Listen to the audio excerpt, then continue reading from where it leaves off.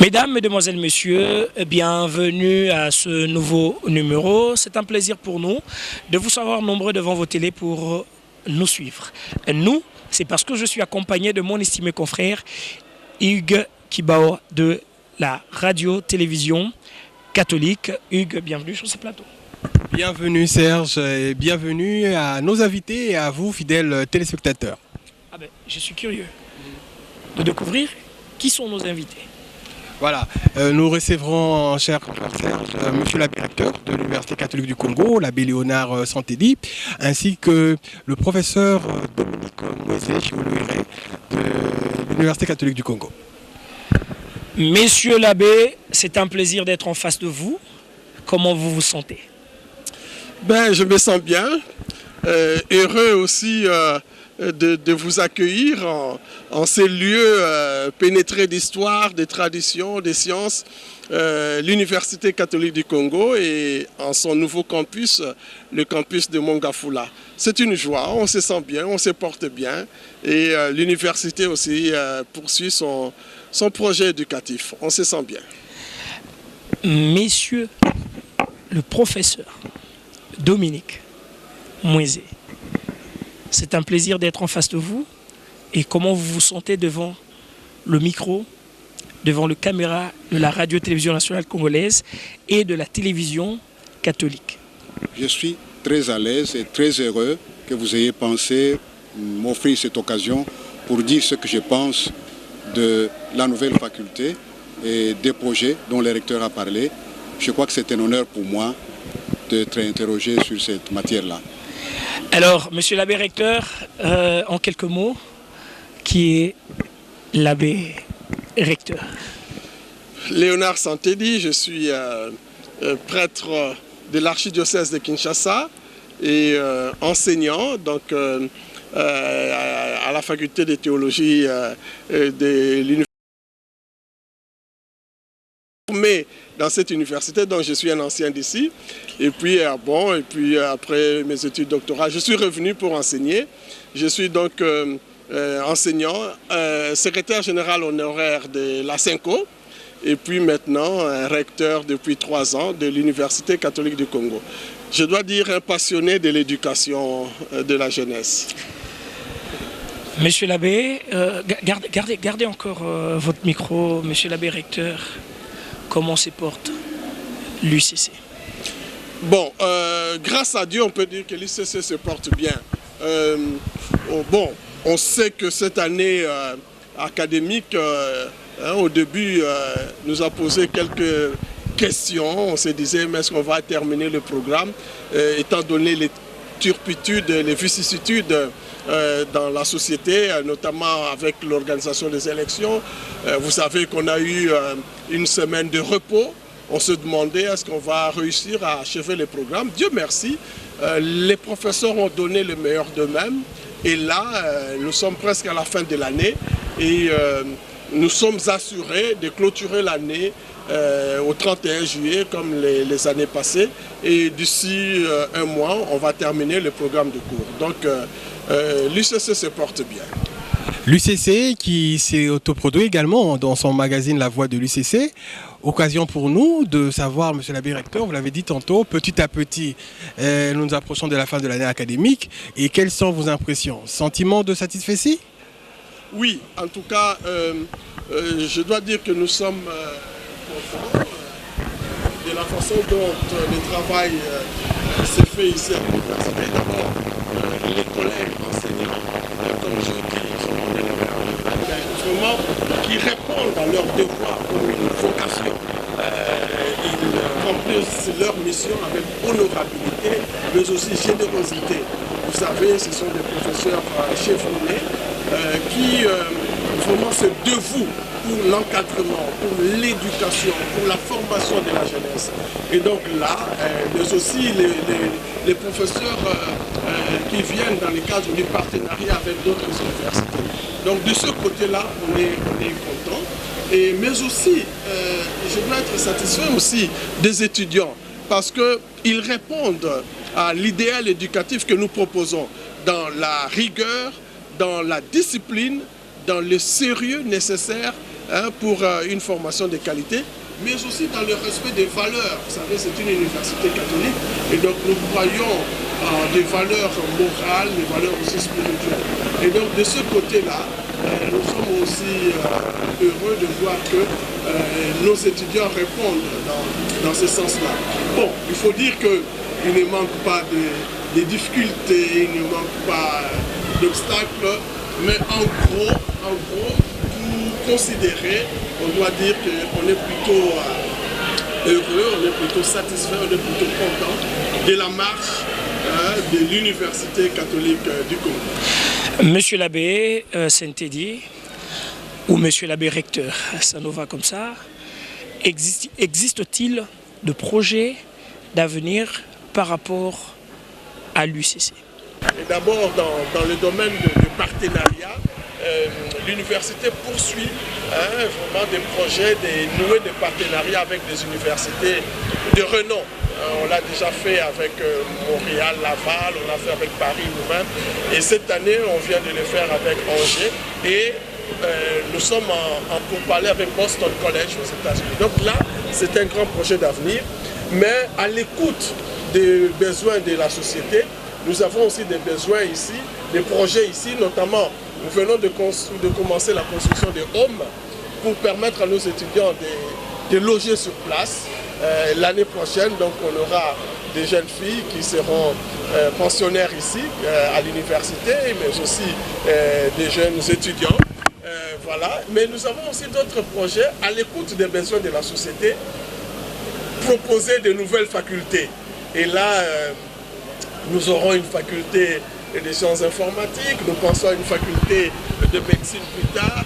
Donc voilà, ça c'est juste pour dire que l'université n'érige pas un mur par rapport à la société, mais plutôt un pont. Alors donc il y a un va-et-vient, on peut même dire un vient-et-va, entre la société et l'université, entre l'université et la société.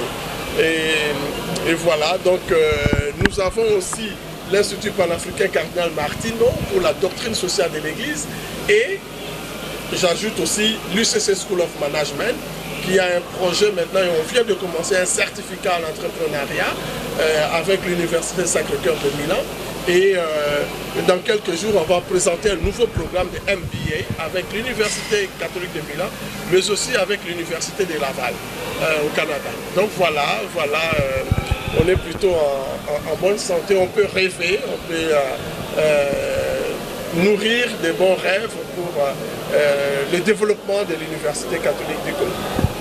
Professeur Dominique Moïse, vous êtes un de Baobab dans le corps professoral de l'UCC et vous connaissez la genèse de certaines facultés de l'UCC. Pourquoi créer une nouvelle faculté d'informatique? Quels en sont les besoins? Les besoins, M.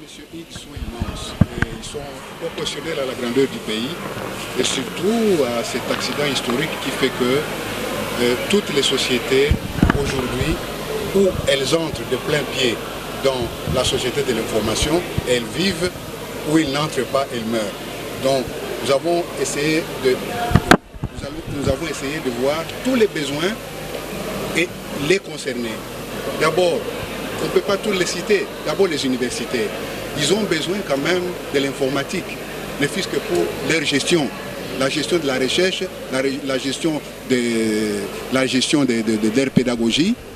Aujourd'hui, on parle de cours en ligne. Aujourd'hui, on parle de l'enseignement à distance. Il faut bien des gens qui comprennent de quoi il est question et qui soient compétents dans ce domaine. Si vous prenez le domaine médical, ça c'est encore pire. Le domaine médical a besoin de la gestion, par exemple, des dossiers médicaux. Aujourd'hui, on ne gère plus avec les papiers, on gère avec les ordinateurs. Et il faut donc des hommes qui soient capables de concevoir des programmes pour des bases de données médicales, qui puissent faire des programmes pour le contrôle des processus biologiques, qui puissent faire des programmes pour le diagnostic assisté par ordinateur, etc., ou pour simplement l'automatique documentaire. Voilà. Il y a les banques. Aujourd'hui, nous sommes dans ce qu'on appelle l'économie numérique. Tous les processus commerciaux, les procédures commerciales et financières sont gérées nécessairement par ordinateur, interconnectés. Nous avons les e-commerce aujourd'hui qui fait qui est incontournable.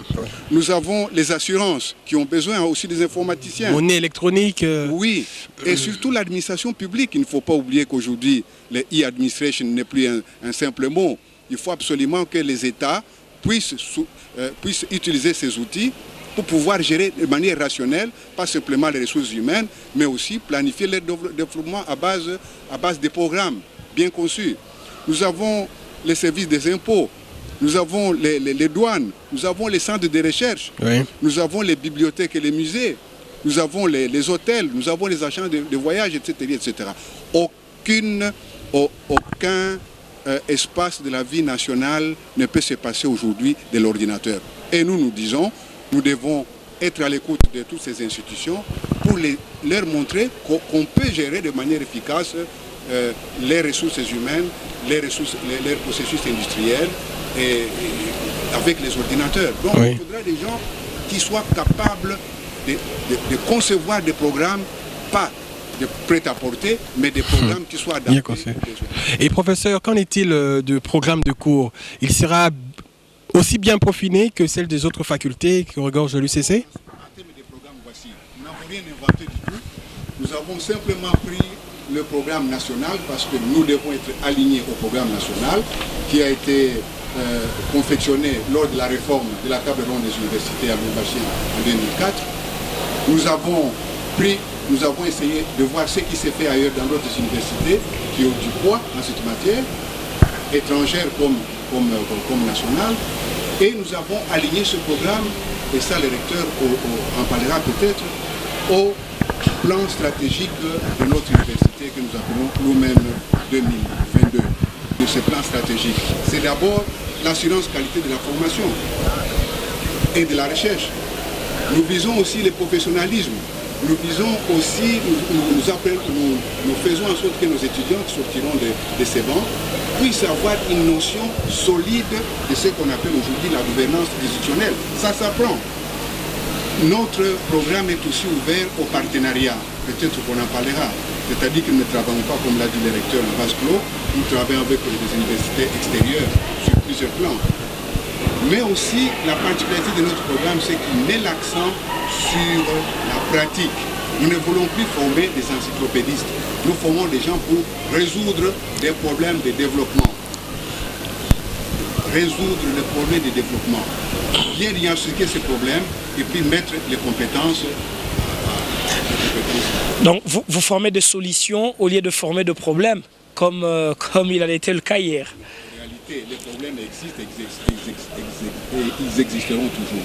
L'enjeu, c'est de pouvoir diagnostiquer correctement les problèmes et de rechercher comment les résoudre. Donc il ne faut pas renverser. Les problèmes existeront toujours, mais les solutions ne sont pas toujours évidentes. Il faut s'asseoir pour pouvoir trouver ces solutions. Et alors, puisque nous parlons du programme, voilà. En attendant que nous puissions entrer dans les LMD, au moins pour ce programme-là, nous aurons un graduat de 3 ans, parce que c'est progressif, de gestion informatique. On m'entend bien, le programme national parle de gestion informatique pour les graduats et en licence on parle d'informatique de gestion. Il y a une petite nuance que les spécialistes comprennent tout de suite. Mais alors, même alors, nous aurons au niveau de la licence, nous aurons deux options. Nous aurons l'option conception des systèmes d'information au niveau de la licence et option réseau informatique. Réseau. Okay. Réseau informatique, parce qu'aujourd'hui, tous les ordinateurs sont en online, sont en réseau. Ouais. Oui, voilà. Mais professeur, il est vrai que je n'avais pas l'intention d'entrer en détail, mais j'ai quand même 2-3 soucis. Avec le système de réseautage informatique, on rencontre pas mal de couacs. C'est-à-dire, le réseau plante, il y a autant de virus, ça ralentit la vitesse du travail. C'est-à-dire qu'on va former des gens, et c'est peut-être l'occasion de parler de débouchés. Ah ben oui, bien sûr que oui. Nous entendons former d'abord des développeurs informatiques. C'est-à-dire des gens capables de concevoir et de réaliser des applications et des logiciels intégrés et adapté aux besoins des institutions, qui soit capable aussi d'optimiser les programmes. Voilà, optimiser, et je pèse bien les mots. Deux, qui soit capable de corriger ces problèmes de fonctionnement. Les problèmes de fonctionnement des machines sur le plan hard comme sur le plan soft. Ça, c'est le premier métier, développeur informatique. Le second métier sont les administrateurs des réseaux. Mais ils ont un boulot. C'est un métier qui est connu depuis les années 70, hein, lorsqu'on a commencé à avoir des administrateurs de réseaux dans des pays comme la France. Les gens qui sortiront de l'Université catholique du Congo devront d'abord, sur le plan théorique, être aptes à comprendre ce qu'est une architecture des réseaux, sa composition matérielle et logicielle. Deuxièmement, quelles sont les techniques et les technologies qui sont liées à la transmission des données. Troisièmement, qui maîtrisent tous les types de réseaux qui existent aujourd'hui, puisque vous en parlez, les LAN, les WAN, tous ces réseaux-là. Une fois qu'ils savent comment ça fonctionne sur le plan théorique, alors sur le plan pratique, ils seront capables de 1. Implémenter un réseau et configurer de nouvelles machines. Et deuxièmement, ils seront capables de créer des domaines et des accès pour les utilisateurs. Troisièmement, ils seront capables de mettre à jour l'existant, spécialement la configuration. Servir de guide ou d'interface entre les utilisateurs et les serveurs. Parce que les gens n'ont pas leur capacité de comprendre comment fonctionne un réseau. Il faut qu'ils soient là pour aider les personnes physiques et les personnes morales à tirer le maximum des machines. Nous aurons, ça peut-être on n'insiste pas beaucoup, on forme aussi des gens qui seront des chefs de projet informatiques. Ah oui, ça manque. C'est un métier, monsieur. Quelqu'un, ce qu'on appelle operating manager. Sur d'autres choses. C'est des gens qui seront capables de centraliser les demandes. S'il y a des institutions qui voudraient implémenter un réseau, ils seront capables de centraliser les demandes et d'évaluer la pertinence. Ils seront capables de concevoir et de justifier ces projets informatiques, de piloter ces projets et de gérer les ressources tant humaines que matérielles qui sont affectées à ces projets, de planifier les activités, de contrôler les degrés de réalisation, de gérer les ressources techniques d'exploitation et enfin d'assurer les suivis et l'évaluation. C'est tout un métier évaluateur, mais dans un domaine précis. Un chef de projet informatique, ce n'est pas n'importe quoi. Nous aurons ensuite, on va former des gestionnaires des centres de traitement informatique et de maintenance. Les Congolais n'ont pas la culture de la maintenance.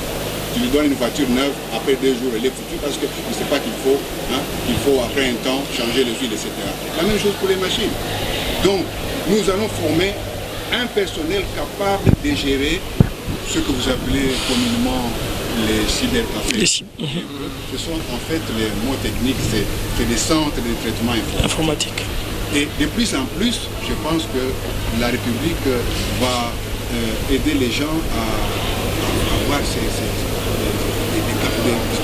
des cybercafés qui fonctionnent selon les normes scientifiques, c'est-à-dire la gestion non seulement du système, mais aussi la gestion du stock du matériel et l'établissement des contrats de maintenance, parce que ça manque souvent.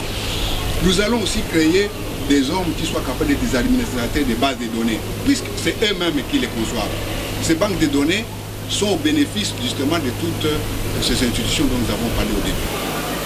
Contrôle, définition des bases de données dans différentes phases, la phase de conception, la phase de réalisation, l'utilisation, etc. Ensuite, nous allons former des professeurs de sciences informatiques. L'université a une politique. M. Labé le sait très bien. Une université qui se respecte doit pouvoir assurer la relève. Et donc, demain, quand nous ne serons plus là, nous sommes déjà devenus de Dieu, nous devons laisser les gars qui continuent l'œuvre et qui le fassent arriver à bon port. C'est un peu le message que vous venez de nous passer tout à l'heure, Monsieur l'abbé recteur, en nous disant que vous étiez étudiant. Donc vous êtes un produit de l'UCC et vous êtes allé vous perfectionner. Aujourd'hui, vous dirigez l'UCC. Je ne vous ramène pas en politique, hein. C'est un peu un rapprochement où le vice-gouverneur sortant de la ville-province de Kinshasa était préfet du vice-gouverneur entrant. Donc, une histoire vraie. Alors, monsieur l'abbé recteur, existe-t-il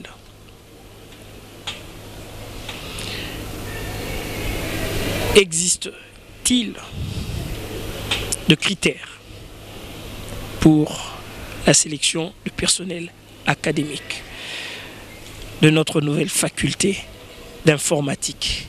Merci. Je voudrais d'abord remercier le professeur Bruce qui a la technicité voulue pour parler de cette nouvelle faculté de sciences informatiques. On a haussé les tableaux, vous avez vu les programmes, les besoins, les profils d'hommes que nous voulons faire Former. Mais maintenant, pour les enseignants, vous avez bien fait de demander s'il y a un profil de sélection. Absolument. Bon, évidemment, il y a d'abord la compétence dans la matière. Donc, nous devons recruter des professeurs outillés, compétents dans les sciences informatiques. Nous avons déjà lancé un appel et puis nous allons sélectionner. Mais il ne suffit pas d'avoir simplement la compétence technique. Nous sommes à l'Université catholique et nous avons notre devise, c'est Lumen Super Flumen. C'est la lumière sur le fleuve. Nous voulons que les jeunes que nous formons ici soient des lumières. Vous savez, une lumière indique les chemins. Quand il fait sombre, on allume. Mais une lumière aussi chasse les ténèbres, l'obscurité, les antivaleurs, la corruption, les tripatouillages, la tricherie, tout cela. Et donc, les professeurs que nous allons choisir doivent répondre au profil d'hommes aussi corrects du point de vue moral, du point de vue éthique, pour former cette jeunesse. Nous disons toujours, on le sait, science sans conscience n'est que ruine de l'âme. Et donc, pour nous, à l'Université catholique du Congo, le professeur, ce n'est pas simplement celui qui est compétent du point de vue intellectuel, mais c'est un maître en sciences et en humanité. Et donc le profil sera aussi cela, des hommes qui répondent à ce profil éthique, moral, et pour encadrer la jeunesse, et qui vont accepter de nouer avec nous un contrat aussi qui soit pédagogique et qui soit aussi éthique. Voilà. Qui soit aussi éthique. Ben, puisque vous parlez de la nouvelle faculté, ils vont étudier en brousse, dans l'air libre. Ils vont occuper l'espace de vos 32-34 hectares inoccupés. Comment allez-vous faire, puisque ça démarre déjà au mois d'octobre, si ma mémoire ne me trahit pas. Nous sommes ici à l'Université catholique du Congo, campus de Mongafula, et c'est un chantier en pleine construction, et nous venons de terminer la troisième partie du premier bâtiment, du premier grand bâtiment, et il y a au moins 10 auditoires qui se libèrent. Donc c'est une phénomène pour nous. 10 auditoires qui se libèrent et donc nous avons une nouvelle faculté. Les infrastructures sont là. Nous venons d'équiper en sonorisation, en vidéoprojecteur, en rétroprojecteur les salles qui sont là. Et dans la perspective de la nouvelle faculté, eh bien, il y a aussi des laboratoires d'informatique. Des laboratoires d'informatique. Nous ne voulons pas, comme disaient les professeurs, former simplement des théoriciens, mais nous voulons qu'ils soient formés aussi dans la technicité. Et donc nous proposerons à ces étudiants, à ces jeunes que les parents vont nous confier, que la société va nous confier, des outils nécessaires pour une belle et une bonne formation. Donc voilà. Monsieur l'abbé recteur, déjà en octobre, comme le disait si bien Serge, la rentrée académique, les parents doivent apprêter un budget conséquent pour inscrire leurs enfants. Et qu'en est-il des frais académiques? Les frais académiques sont en gros les mêmes que pour les autres facultés. Donc pour nous ici, il faut savoir en gros c'est 829 $. Dans cela, il y a les quantités de l'État et tout cela. Donc c'est cela. Bon, pour les années par exemple où on doit écrire un mémoire ou un travail de fin de cycle, les frais sont un peu majorés par rapport à cette exigence. Certainement pour cette nouvelle faculté, on pourra voir, on demandera peut-être à l'étudiant qui avance d'avoir un ordinateur.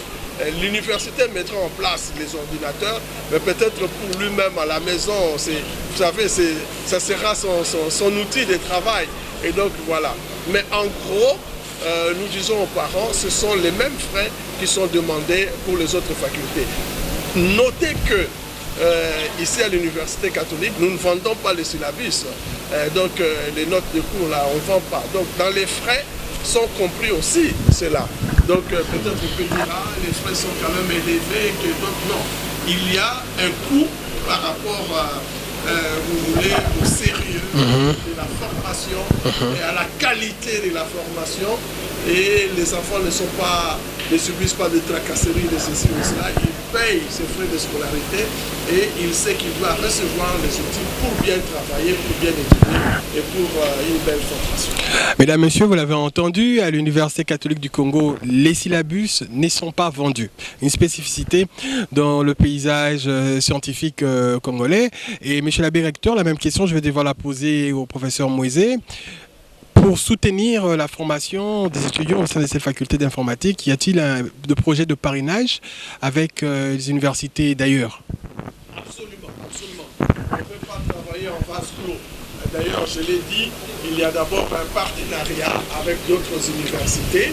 Nous avons pensé à nos partenaires habituels, à l'Université catholique de Louvain, à la KUL, et puis aussi à Paris, Fribourg et Montréal. Mais nous regardons aussi sur place, du point de vue, nous avons une association des universités et instituts supérieurs catholiques. Et là, nous avons par exemple l'Institut Chaminade, ici même à Kinshasa, qui forme très bien en informatique, mais qui a un seul cycle. Nous avons l'Institut d'informatique Salam à Lubumbashi, qui fait partie de notre réseau des universités catholiques.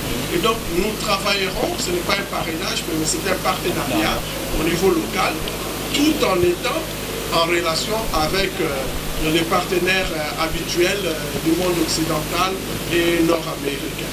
Voilà. Je crois que le professeur Moïse est laissé parce que cela s'inscrit vraiment dans la perspective de notre plan stratégique. Je crois que ce partenariat est le mot, je crois qu'il faut le souligner.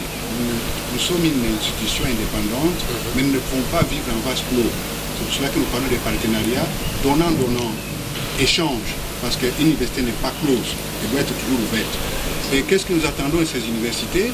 Ça peut être un appui matériel, il faut le dire, mais ça peut être aussi une co-organisation dans la recherche, une co-organisation des recherches, des colloques communs, des projets de développement informatique commun, etc. Ça peut être aussi l'échange des étudiants et des professeurs. Il ne faut pas oublier que l'une des exigences du système LMD, c'est ce va-et-vient entre universités en termes d'échange des ressources humaines, des ressources pédagogiques et même des étudiants. On peut concevoir parfaitement qu'un étudiant qui est ici à l'UCC passe un séjour par exemple à Paris ou au Canada. C'est une question de projet interuniversitaire. Et voilà. Donc nous attendons être ouverts à toute forme de coopération entre l'UCC et les autres universités. Monsieur l'abbé, lentement mais sûrement, nous tendons vers la fin de notre entretien du jour. J'ai une question qui me vient comme ça. Si l'occasion vous est donnée de diriger le secteur de l'enseignement supérieur et universitaire de la RDC, qu'allez-vous changer pour que l'enseignement de mon pays puisse retrouver encore ses lettres de noblesse? Bien, plutôt que d'échanger, parce que il faut dire qu'est-ce qu'on pourrait proposer, qu'est-ce qu'on pourrait mettre l'accent sur quoi. Vous savez, moi j'ai toujours dit, je reprends souvent cela, la phrase du pape Benoît XVI qui dit l'éducation c'est un laboratoire d'humanisation. Et donc, faire en sorte que l'enseignement soit vraiment ce laboratoire, cette pépinière d'humanisation, de formation, parce que vous savez, on ne peut pas bâtir un pays sans éducation. Nelson Mandela disait l'éducation c'est l'arme la plus puissante pour transformer le monde. Et donc, d'abord, la prise de conscience que l'éducation c'est une vocation. On ne vient pas comme éducateur simplement comme un mercenaire pour avoir l'argent, pour être payé et tout ça, mais on vient pour répondre à une vocation. Et donc, donner à l'éducation cette place de priorité pour la nation. Donc ça, c'est la première chose. Et alors, un budget conséquent pour la nation. Vous savez, j'ai partagé avec les collègues, j'ai fait un tour en Amérique du Nord. Bon, on peut citer l'Université de Montréal, on peut citer le budget alloué pour la recherche. C'est dans les milliards. Bon, nous ne sommes pas là, mais c'est-à-dire que nous ne pouvons pas former les gens vraiment pour la transformation pour un Congo plus beau qu'avant si nous ne mettons pas les moyens. Donc il y a un aspect de la conscience, de la prise de conscience de l'importance de l'éducation, des moyens conséquents, et alors d'un idéal vraiment éducatif qui doit rimer avec l'éthique. Et moi, comme université catholique, je dis aussi le spirituel. C'est Monseigneur Tshibangou qui disait, dans la pleine réalisation de l'existence humaine, tout commence, tout s'accomplit et tout s'achève par la spiritualité. Un homme sans spiritualité, c'est comme un navire sans boussole. Il sera ballotté par les vagues et les vents contraires. Il nous faut cette vision de la spiritualité, cette vision de l'éthique. Vous me poussez, vous me poussez. Ne craignez-vous pas que les téléspectateurs puissent vous accuser de vouloir amener le Congolais, les Congolaises à adhérer dans des sectes, tout simplement parce qu'on a besoin d'une spiritualité qui ne dit pas son nom. Oui, non, on est loin de là. La spiritualité, c'est ce qui relève de l'esprit. Et donc, d'ailleurs, vous savez, un esprit saint dans un corps saint. Et donc, l'éducation pousse à cela. Et donc, l'intellectuel, d'ailleurs, c'est celui qui fait travailler l'intelligence, ce degré supérieur pour penser. Et donc, il faut des visionnaires, il faut cela. Et donc, puisque vous m'avez demandé par rapport à l'enseignement supérieur, je crois qu'il y a cette nécessité impérieuse et incontournable pour la nation de penser une éducation qui amène aux valeurs. Il y a bien sûr le savoir-faire, mais il y a savoir-être. Vous savez qu'à la cité, parfois on nous demande Batongo Batanga Bango. Parfois on nous dit, mais Bino ba intellectuel de Bobomi Mboka. Parce que nous avons développé peut-être tout simplement la compétence intellectuelle et nous avons laissé de côté la compétence éthique, le savoir-être, le savoir-vivre.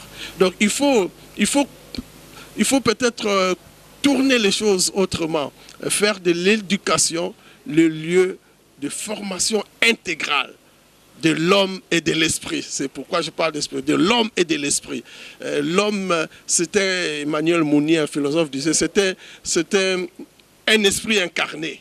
Donc il est corps et esprit. Il faut vraiment penser à cela et nous espérons avec ce capital humain compétent en sciences, compétent en humanité, en de valeurs, nous pouvons bâtir un Congo plus beau qu'avant. Non plus un Congo des larmes et des cris stridents, un Congo dont on dit économiquement grabataire et socialement poisson-courrier, mais un Congo vraiment debout, hein, des valeurs et qui reprend sa place dans le concert des nations. C'est cette grande nation au cœur de l'Afrique qui nous fait rêver quand nous étions jeunes élèves. C'est Congo, première place, oui, deuxième place, oui, troisième. Donc c'est cela. Et pour cela, il faut l'éducation. Il faut l'éducation. Merci beaucoup. Alors, professeur Mwenzé, avant de nous quitter, si je me mettais à vous poser des questions, on ira de question à question, de question à question. Ben, puisque vous regardez droit devant vous, vos collègues, professeurs d'université ou encore enseignants, vos étudiants, vos enfants,